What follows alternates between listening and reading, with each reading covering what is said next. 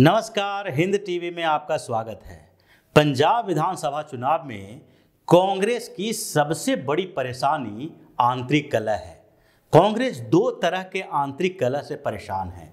एक तो ऊपर के नेता आपस में उलझे हुए हैं, गुटबाजी कर रहे हैं, तो दूसरी तरफ विधानसभा क्षेत्रों में भी यानी विधायक जैसे उम्मीदवार विधानसभा में जो कांग्रेस का प्रतिनिधित्व करने वाले नेता हैं वो भी आपस में उलझे हुए हैं।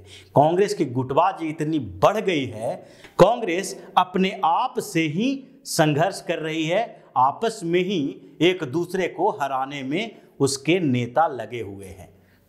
पंजाब विधानसभा की बात करें तो वहां 3 क्षेत्र हैं, मालवा, माझा और दोआब।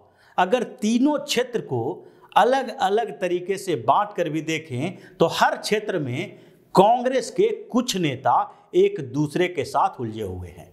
अगर बात मालवा की करें तो मालवा में 69 विधानसभा सीट आते हैं। 69 सीट में पिछली बार कांग्रेस को 40 सीटें मिली थी और इसी क्षेत्र से आम आदमी पार्टी को भी सबसे ज्यादा सीट मिली थी, यानी आम आदमी पार्टी 18 सीटों पर जीत दर्ज की थी। लेकिन मालवा की स्थिति अब बदलती हुई दिखाई पड़ रही है।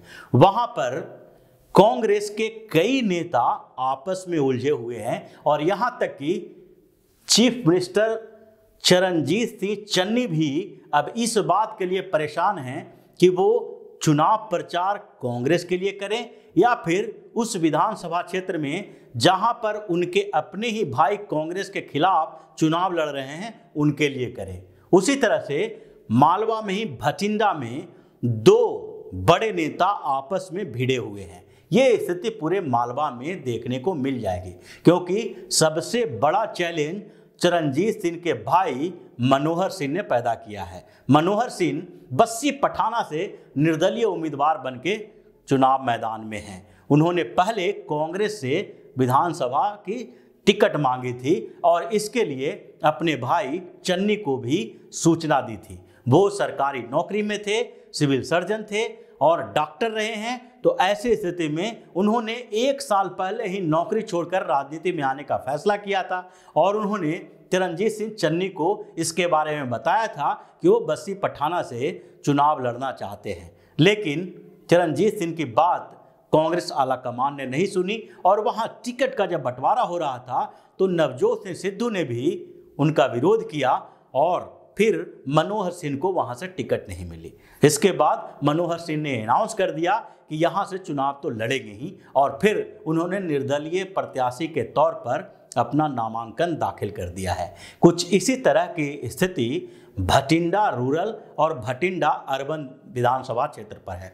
भटिंडा रूरल विधानसभा क्षेत्र में जो कांग्रेस के प्रत्याशी हैं वो पहले ही कांग्रेस के ही एक मंत्री के खिलाफ मोर्चा खोल रखा था। बात कर रहे हैं हरविंदर सिंह लाडी की।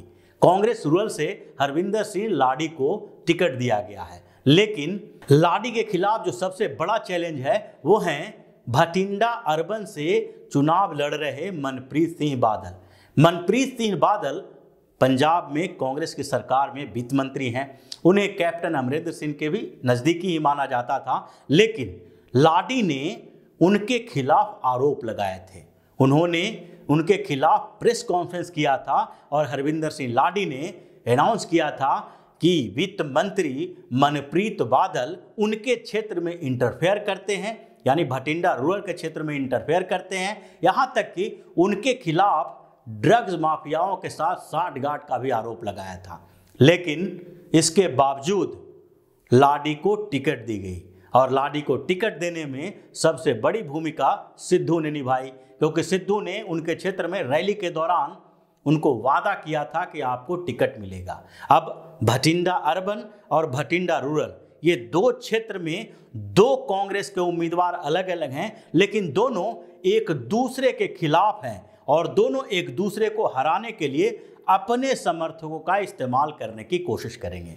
मालवा में जिस तरह पिछली बार 40 विधानसभा सीटों पर कांग्रेस की जीत हुई थी, वो अब फिर से दोहराने की स्थिति में नहीं है और यही कारण है कि कांग्रेस अपनी आंतरिक कलह से मालवा में परेशान है और दूसरी तरफ माझा में भी यही स्थिति है। माझा में 25 सीटें हैं और कांग्रेस ने उसमें से 22 सीटों पर जीत दर्ज की थी। 22 सीट पाने वाली कांग्रेस इस बार अपने ही पार्टी के नेताओं से परेशान है। अगर अमृतसर की बात करें तो अमृतसर में ही 4 विधानसभा क्षेत्रों पर 4 उम्मीदवार एक दूसरे को पसंद नहीं करने वाले हैं। मतलब अमृतसर ईस्ट से नवजोत सिंह सिद्धू चुनाव लड़ रहे हैं तो अमृतसर सेंटर से ओम प्रकाश सोनी चुनाव लड़ रहे हैं, लेकिन सेंटर और ईस्ट के दोनों प्रत्याशी एक दूसरे के खिलाफ रहे हैं। सोनी और सिद्धू एक दूसरे को हराने की कोशिश में लगे हैं, जबकि पिछले विधानसभा चुनाव में सिद्धू ने सोनी के लिए कई प्रचार किया था। इसी तरह अमृतसर पश्चिम से राजकुमार वर्क चुनाव लड़ रहे हैं और अमृतसर नॉर्थ से सुनील दत्तू चुनाव लड़ रहे हैं। यानी कि चारों जो विधानसभा सीट अमृतसर की है उसमें ईस्ट पर लड़ने वाले सिद्धू के खिलाफ ही तीनों उम्मीदवार हैं। तीनों का सिद्धू के साथ कोई अच्छा संबंध नहीं है। यही नहीं, जो अमृतसर के सांसद हैं कांग्रेस के, उनका भी सिद्धू के साथ अच्छा संबंध नहीं है। ये सिर्फ अमृतसर तक नहीं है, बल्कि अमृतसर के अलावा दूसरे विधानसभा क्षेत्रों में भी कुछ ऐसी ही स्थिति दिखाई पड़ रही है। बटाला में नवजोत सिंह सिद्धू के कहने पर अश्विनी कुमार को विधानसभा का उम्मीदवार बनाया गया, लेकिन अश्विनी कुमार के विधानसभा उम्मीदवार बनने के बाद जो मंत्री तृप्त राजेंद्र सिंह हैं, जिनकी बड़ी भूमिका मानी जाती है कैप्टन अमरिंदर सिंह को मुख्यमंत्री के पद से हटाने में, उनके घर पर एक मीटिंग हुई, उनके समर्थक वहां मिले और अश्विनी कुमार के खिलाफ हंगामा शुरू कर दिया कि तृप्त राजेंद्र सिंह को या उनके बेटे को बटाला से टिकट दिया जाना चाहिए। ये पूरे क्षेत्र में कहीं न कहीं तृप्त राजेंद्र सिंह जो बड़े प्रभावशाली नेता हैं, अश्विनी कुमार और सिद्धू दोनों के कारनामों से नाराज चल रहे हैं और वहां पर वो चाहते हैं कि अश्विनी कुमार चुनाव हार जाएं। इसी तरह से खटूर साहब में भी है।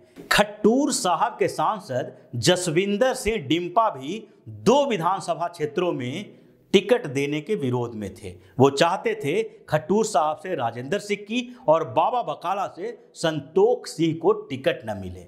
इन दोनों उम्मीदवारों के खिलाफ उन्होंने कांग्रेस आला कमान को चेतावनी भी दी थी, लेकिन इसके बावजूद इन दोनों को ही कांग्रेस ने टिकट दे दी और जब इन दोनों को टिकट दी गई तो उसके बाद डिम्पा इतने नाराज हो गए, उन्होंने खट्टूर साहब से अपने भाई हरपिंदर सिंह को चुनाव लड़वाया और निर्दलीय प्रत्याशी के तौर पर उन्हें खड़ा कर दिया है। यानी माझा की 25 सीटों पर भी कांग्रेस के कई उम्मीदवार एक दूसरे के खिलाफ लड़ रहे हैं।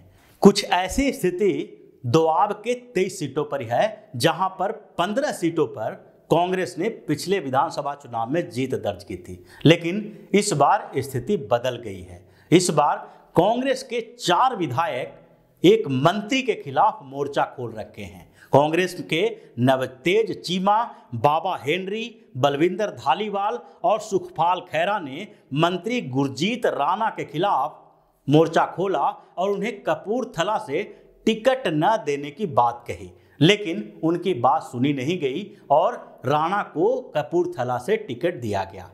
और कपूरथला से टिकट देने के बावजूद राणा को ये एहसास हुआ कि ये 4 विधायकों के खिलाफ कहीं न कहीं हमें कम से कम बदला लेना पड़ेगा। इसलिए राणा ने अपने बेटे राणा इंदर प्रताप सिंह को चीमा के खिलाफ निर्दलीय उम्मीदवार बनाया है। और अब कांग्रेस के इन 4 विधायकों ने फिर एक बार राणा के खिलाफ बोलना शुरू कर दिया है और कांग्रेस आला कमान से भी इसकी शिकायत की है कि राणा के बेटे के खड़ा होने और उनके चुनाव प्रचार करने के कारण पूरे क्षेत्र में हमारे लिए अनकंफर्टेबल स्थिति पैदा हो गई है और कांग्रेस के जो समर्थक हैं, वो कार्यकर्ता हैं, वो आपस में ही कंफ्यूज हो गए हैं कि वो राणा का समर्थन करें या फिर कांग्रेस के उम्मीदवार का समर्थन करें। तो इस तरह से 117 विधानसभा क्षेत्रों में पंजाब की स्थिति ऐसी हो गई है कि कांग्रेस अलग अलग क्षेत्रों में अपने ही नेताओं के खिलाफ एक दूसरे के संघर्ष में फंसी हुई है और इस अंतर्कलह से कांग्रेस इस कदर परेशान हो गई है कि इस बार चुनाव जीत पाना उसके लिए मुश्किल दिखाई पड़ रहा है। तो इसी तरह की खबरों के साथ फिर से हाजिर होंगे, तब तक के लिए बने रहिए हमारे साथ और देते रहिए हमें सहयोग, ताकि इसी तरह की खबर हम आपके लिए लाते रहें। धन्यवाद। अगर आपको हमारा वीडियो पसंद आया हो तो इसे लाइक करें, इस चैनल को सब्सक्राइब करें और हाँ, बेल आइकन भी दबाएं ताकि आप तक हमारे वीडियो की नोटिफिकेशन पहुंचते रहें। हमसे जुड़े रहने के लिए अपने सुझाव हमें कमेंट बॉक्स में देते रहें। हमें आपके सुझाव का इंतजार रहेगा।